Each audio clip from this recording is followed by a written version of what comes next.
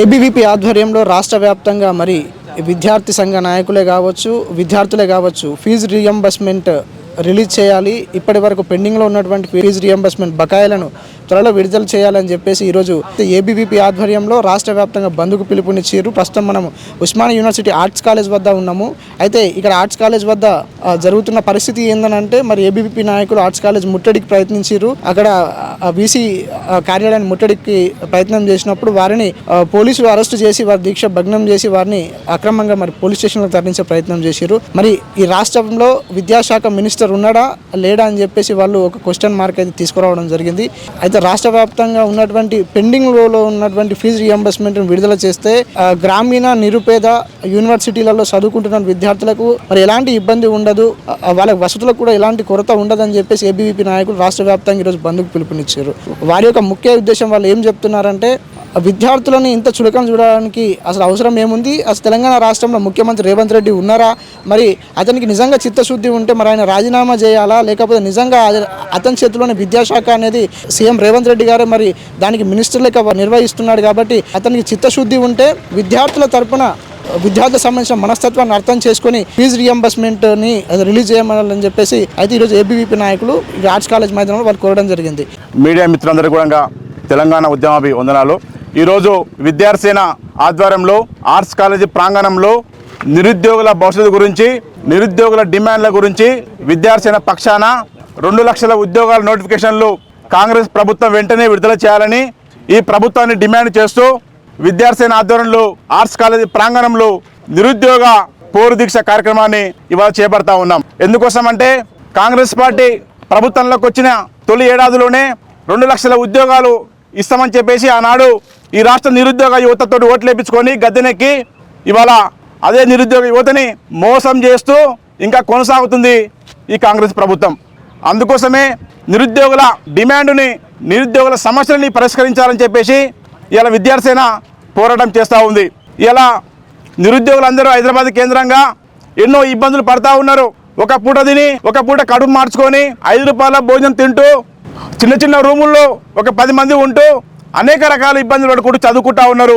నిరుద్యోగుల ఆవేదనను అర్థం చేసుకోండి. ఇలా గ్రామాల్లో తల్లిదండ్రులు కూలినాలు వేసి అప్పులు చేసి కొంతమంది తల్లులు పుస్తకాలు అమ్ముకొని నిరుద్యోగుల వాళ్ళ భవిష్యత్తు కోసము వాళ్ళు చదువుకోవాలి, జాబ్ కొట్టాలని చెప్పే ఉద్దేశంతో డబ్బులు పంపిస్తూ ఉన్నారు. ఇవన్నీ రాష్ట్ర ప్రభుత్వము గమనించడం లేదు. ఒక స్వార్థం పూర్తంతో, ఒక ఎలక్షన్ స్టంట్ తోటి ఎలక్షన్ల ముందు మాత్రమే కొన్ని ఉద్యోగాలు వేయాలి, అప్పటిదాకా కొన్ని మాత్రమే వేయాలని చెప్పేసి ఇలా ఒక స్వార్థపూరితంగా ఈ రాష్ట్ర ప్రభుత్వం ఆలోచిస్తూ ఉంది.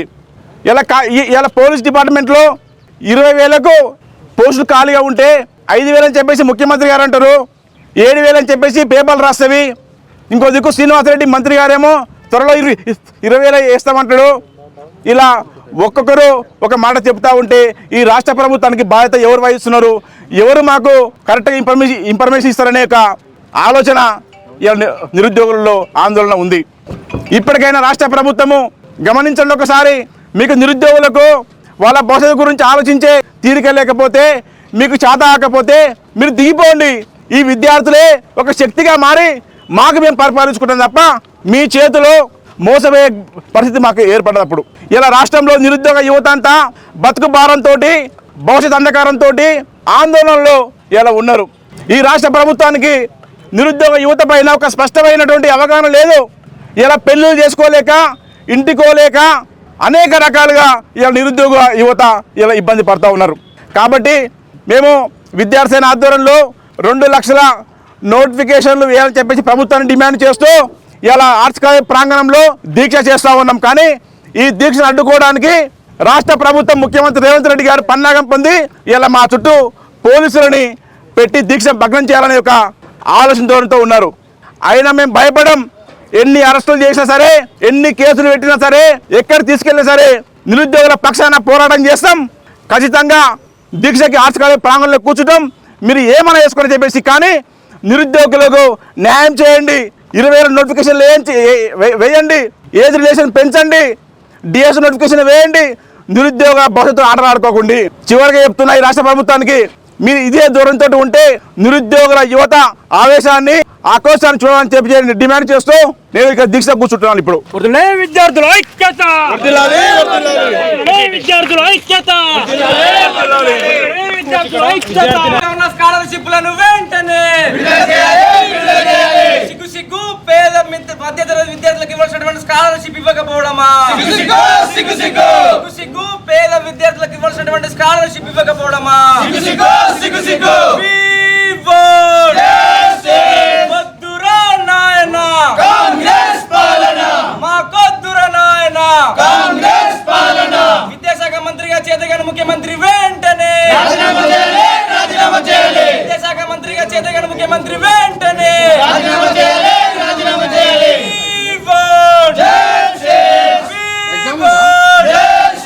విడుదల చేయాలి పెండింగ్ లో ఉన్న ఫీజు రియంబర్స్మెంట్ బకాయిలను వెంటనే విడుదల చేయాలి, పెండింగ్ లో ఉన్న ఫీజు రియంబర్స్మెంట్ బకాయిలను వెంటనే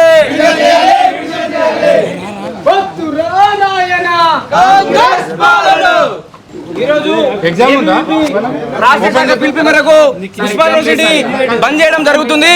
ఎందుకంటే రాష్ట్రంలో కాంగ్రెస్ ప్రభుత్వం ఏర్పడి దాదాపు 2.5 సంవత్సరాలు కావస్తున్నా ఇప్పటికీ విద్యార్థులకు రావాల్సినటువంటి 10,000 కోట్ల ఫీజు రియంబర్స్మెంట్ బకాయిలని విడుదల చేయకపోవడాన్ని నిరసిస్తూ ఈరోజు ఏబీవీపీ రాష్ట్ర వ్యాప్తంగా కళాశాల బంద్కు పిలుపునివ్వడం జరుగుతుంది.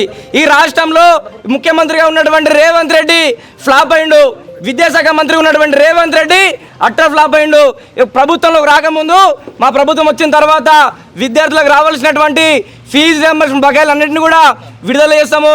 అదేవిధంగా ప్రతి సంవత్సరము విద్యార్థులకి పెండింగ్లో ఉంచకుండా రిలీజ్ చేస్తామని చెప్పినటువంటి ఫీజు రియంబర్స్మెంట్ బకాయిలు ఇప్పటికి 2.5 సంవత్సరాలు గడుస్తున్నప్పటికీ ఇప్పటికి ఇవ్వకపోవడాన్ని ఏబీవీపీ తీవ్రంగా ఖండిస్తూ ఉంది.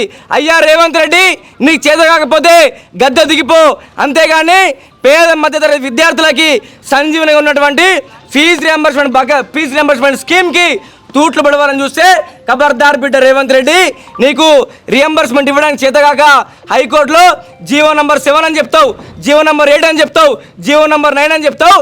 నీలాగే ఈ రాష్ట్రంలో కార్పొరేట్ కాలేజీలన్నీ ఈరోజు యూనివర్సిటీలో కూడా ఇక్కడ మేము ఉన్నటువంటి ఉస్మానియా యూనివర్సిటీ 100 ఏళ్ళ యూనివర్సిటీలో మేము చదువుకున్న తర్వాత సర్టిఫికెట్లు కావాలంటే ఈరోజు లక్షలు వేలకు వేలు ఫీజులు కడితే కానీ సర్టిఫికెట్లు ఇవ్వనటువంటి పరిస్థితి ఈరోజు ఉస్మానియా యూనివర్సిటీలకు ఉంది. ఇది ప్రభుత్వ యూనివర్సిటీ ప్రైవేట్ యూనివర్సిటీ మేము అడుగుతా ఉన్నాం.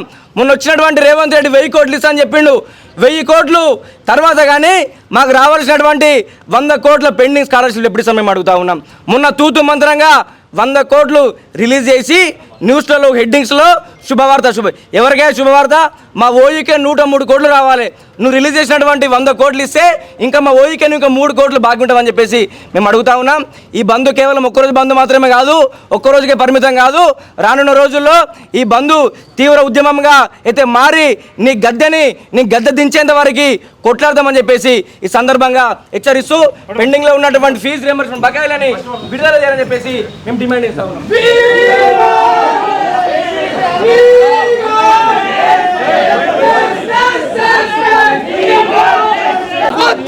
ఉస్మానియా యూనివర్సిటీలో ఈరోజు ఏబీవీపీ ఆధ్వర్యంలో పెండింగ్లో ఉన్నటువంటి ఫీజు రియంబర్స్మెంట్ ఫీజులని మరి రిలీజ్ చేయాలని చెప్పేసి ఏబీవీపీ ఆధ్వర్యంలో ఈరోజు రాస్తారోకో కానీ ఇక్కడ ఉస్మానియా యూనివర్సిటీ ఆర్ట్స్ కాలేజ్ని ముట్టడించడం జరిగింది. వారిని పోలీసులు అక్రమంగా అరెస్ట్ చేసి వాళ్ళని కూడా స్టేషన్కు పంపించే ప్రయత్నం చేస్తూ ఉన్నారు. కాబట్టి మరి ముఖ్యమంత్రి అక్కడ చూడొచ్చు, అక్కడ విద్యార్థి నాయకులు అక్రమంగా మరి వాళ్ళకి మస్తు ఇబ్బంది పెట్టే ప్రయత్నం చేసి వాళ్ళని అందులో మరి కార్లో ఎక్కించే ప్రయత్నం చేస్తూ ఉన్నారు.